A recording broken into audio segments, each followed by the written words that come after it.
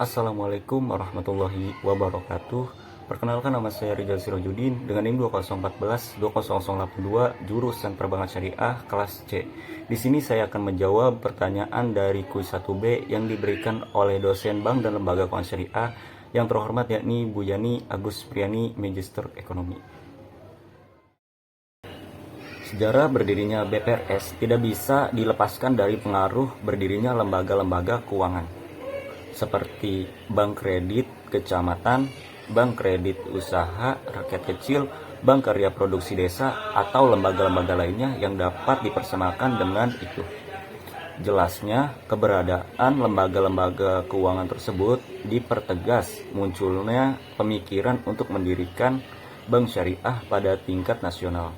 Bank syariah yang dimaksud adalah BMI atau Bank Muamalat Indonesia yang berdiri pada tahun 1992. Tapi secara konseptual ada keterbatasan jangkauan operasi BMI di wilayah-wilayah tertentu seperti kabupaten, kecamatan, atau desa. Nah, maka dari itu diperlukan BPRS yang secara teknis dirancang untuk menangani masalah-masalah keuangan rakyat di wilayah tersebut. BPRS yang pertama kali berdiri adalah PT BPR Dana Mardatilah Kecamatan Margahayu, Bandung, PT BPR Berkah Amal Sejahtera Kecamatan Padalarang, Bandung, dan PT BPR Amanah Robaniah Kecamatan Banjaran, Bandung. Nah, pada tanggal 8 Oktober 1990 inilah BPR Syariah tersebut dapat izin dari Menteri Keuangan Republik Indonesia dan mulai beroperasi pada tanggal 19 Agustus 1991. Akad yang digunakan dalam penghimpunan dana itu ada dua macam. Yang pertama itu wadiah. Wadiah adalah akad titipan di mana barang yang dititipkan dapat diambil sewaktu-waktu. Pihak yang menerima titipan dapat meminta jasa untuk keamanan dan pemeliharaan. Karena prinsip wadiah adalah titipan yang dapat diambil sewaktu-waktu dan tidak dapat menghasilkan keuntungan, maka produk yang digunakan dalam prinsip ini adalah giro dan tabungan. Yang kedua itu ada mudharabah. Mudharabah adalah akad usaha dua pihak di mana salah satunya memberikan modal atau sahibul mal, sedangkan yang lainnya memberikan keahlian atau mudharib dengan nisbah keuntungan yang disepakati, dan apabila terjadi kerugian, maka pemilik modal menanggung kerugian tersebut. Karena karakter mudharabah seperti ini, maka ia dapat diterapkan pada dua produk, yaitu tabungan dan deposito. Dengan menerapkan mudharabah pada tabungan dan deposito, maka nasabah bertindak selaku sahibul mal dan bank selaku mudharib.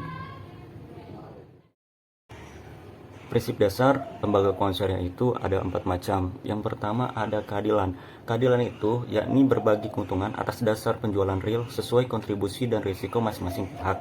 Yang kedua kemitraan, nasabah, pengguna dana, serta lembaga keuangan itu sendiri sejajar sebagai mitra usaha untuk memperoleh keuntungan. Yang ketiga ada transparansi, yang artinya lembaga keuangan syariah akan memberikan laporan keuangan secara terbuka. Dan yang terakhir itu ada universal.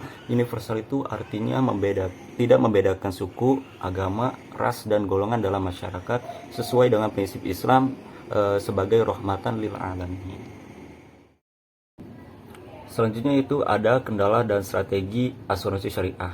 Kendala pengembangan asuransi syariah itu banyak faktor, diantaranya minimnya modal, kurangnya sumber daya manusia yang profesional, ketidaktahuan masyarakat terhadap produk asuransi syariah, dukungan pemerintah yang belum memadai, dan yang terakhir yaitu image.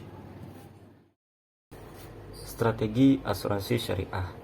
Dalam strateginya, lembaga keuangan syariah harus mengembangkan teknologi informasi yang terdepan dan meningkatkan promosi dan sosialisasi di segala lapisan masyarakat. Tentunya semua pihak harus bekerja sama untuk memperkenalkan sistem asuransi syariah di Indonesia ini agar masyarakat mengetahui ada solusi dalam pengelolaan risiko secara islami. Nah, pemerintah juga harus lebih mendukung asuransi syariah. Kenapa? Karena saat ini peraturan tentang permodalan lebih menjadi kendala perbankan syariah untuk melakukan penetrasi dan ekspansi dalam hal pasar.